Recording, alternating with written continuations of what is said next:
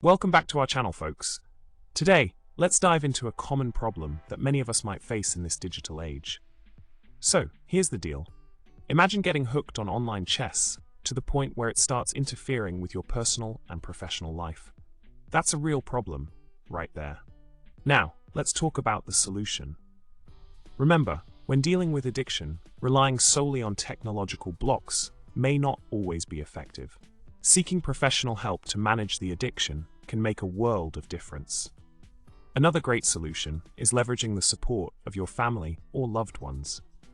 By having them monitor your screen time and rewarding you for curbing the excessive gaming, you can strengthen your impulse control muscles. The key takeaway here is to tackle addiction with a multifaceted approach, involving both professional help and support from your loved ones. Remember, the goal is to regain control of your screen time and ultimately, your life. So, don't be afraid to reach out for help and take those crucial first steps towards recovery.